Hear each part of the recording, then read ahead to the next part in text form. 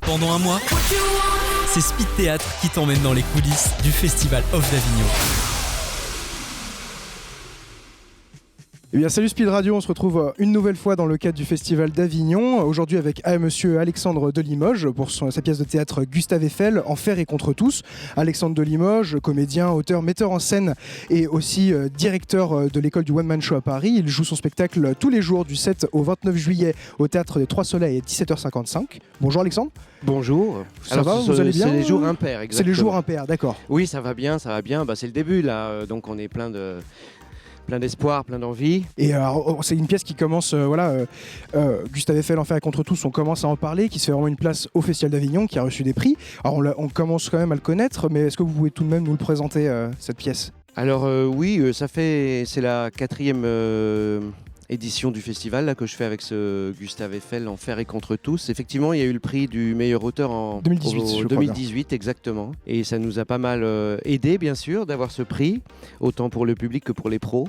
Alors, ça raconte une petite histoire. C'est une petite histoire qui va raconter la grande histoire du 19e et de la révolution industrielle. Donc, on est en décembre 1888.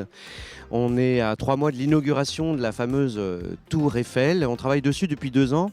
On n'en est qu'à la moitié, donc on est assez en retard puisque dans 3 mois, elle va servir de porte d'entrée pour l'exposition universelle de Paris, cette tour. Elle est destinée à être détruite quelques années plus tard, hein. Donc c'était vraiment juste une porte d'entrée pour l'exposition universelle au départ. Et donc décembre 88, les charpentiers italiens font grève au 2e étage de la tour pour la 2e fois de l'année. Ce sont les ouvriers les mieux payés de France, donc on ne peut pas les augmenter. Et on doit pourtant les remettre au travail là dans 1 heure. Donc pendant 1 heure, Gustave Eiffel, que j'interprète, donc, va parler, discuter avec le public qui va répondre aussi. C'est vraiment en mode très vivant. Parler du contexte social, politique, artistique, technologique, etc. On va vraiment replonger dans toute l'époque. C'est un prétexte, cette grève, pour discuter de tout ce qui s'est passé pendant ce 19e siècle, et en particulier évidemment l'invention, on va dire, du syndicalisme et du monde ouvrier, ou plutôt du monde ouvrier, donc du syndicalisme, et du patronat. Et donc des négociations du patronat. C'est super intéressant parce qu'on se plonge dans une époque française qui est assez dans une révolution industrielle, une accélération de la société, des technologies. Il y a un autre point de vue en fait sur notre société aussi à travers les grèves. C'est une époque très importante. Exactement. Mais est-ce que il n'est pas aussi une pièce qui se veut, en tout cas comme un écho de notre société actuelle à travers justement les grèves qu'on peut retrouver peut-être avec le mouvement des Gilets jaunes. Je ne sais pas si une envie ou l'accélération, l'évolution industrielle, avec aussi qui pourrait faire un parallèle avec notre société actuelle, les réseaux sociaux, les technologies qui augmentent. Est-ce que c'est quelque chose qui... La révolution industrielle au 19e a été a eu le même écho que cette révolution numérique dont vous parlez. Mais de toute façon, depuis la Révolution française, en gros, ça fait 250 ans à peu près qu'on est dans un énorme bouleversement de notre mode de vie humain. Donc ce qu'on vit actuellement, on dit l'accélération, c'est depuis la révolution industrielle. C'est le fait qu'on n'ait plus de roi, qu'on soit libre d'inventer, de créer, qui a fait exploser le monde du patronat, de l'entreprise individuelle, de l'entreprise privée, je veux dire. Ce qui fait que on a changé de monde, les paysans sont allés en ville pour s'installer, devenir ouvriers, les bars ont ouvert, ce qui n'existait pas avant, puisqu'avant on se retrouvait dans des appartements luxueux entre bourgeois. Maintenant c'est le monde ouvrier qui prend le pouvoir, entre guillemets, en tout cas sur la vie du quotidien. Donc c'est des grands bouleversements, cette époque-là. On en parle très peu parce qu'à l'école, par exemple, on va parler de la Révolution française, très important, rapidement sur Napoléon, sans trop comprendre, Napoléon Ier, 3e, on ne sait pas trop, et hop, on est à la Première Guerre mondiale, au XXe siècle. Donc on passe sur ce 19e un peu trop vite à l'école, alors que c'est celui qui a quand même bouleversé notre mode de vie et de pensée.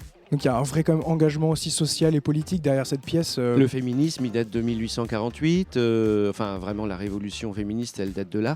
Donc c'est une époque où tout change. On a rasé Paris pour construire... toutes les maisons moyenâgeuses ont été rasées pour construire sous Haussmann cette plus belle ville du monde. Donc il y a vraiment cette envie aussi d'envoyer un message peut-être social et politique retourner. Mais il est très important parce que aussi Gustave Eiffel, c'est un personnage que les gens n'aiment pas beaucoup, les Français n'aiment pas beaucoup. D'abord parce qu'il a trempé dans le scandale du Panama, donc ça a été c'est le gros scandale de corruption politique du 19e. Il a été un petit peu effacé par l'affaire Dreyfus, donc on en parle moins du scandale du Panama, mais enfin c'est des milliers de suicides, etc. Ça a été un drame épouvantable. Il a un peu trempé dedans, il a été innocenté finalement, mais quand même traumatisé par cette chose. Mais c'est aussi surtout c'est le premier patron dit de gauche. Donc effectivement, celui qui a inventé le fait de manger sur le lieu de travail, le fait de former les ouvriers pour qu'il n'y ait pas d'accident, le fait qu'il y ait des filets, etc. Il n'y a pas eu un seul mort, par exemple, pendant la construction de ce monument, ce qui était nouveau. Pour comparaison, il y a eu plus de 10 000 morts pour construire Versailles. Donc oui, un grand homme, un grand architecte, un visionnaire, on peut dire, qui a inventé aussi le management, donc à l'américaine. Enfin, très moderne, un homme très moderne et qui demande à être redécouvert, qui mérite d'être un peu réhabilité en France.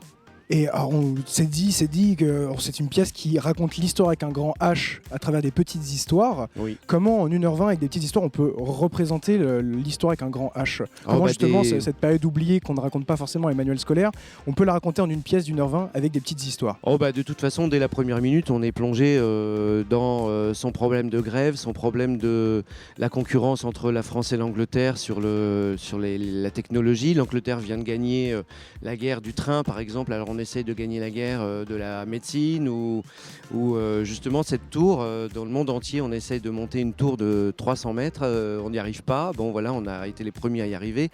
Il y a...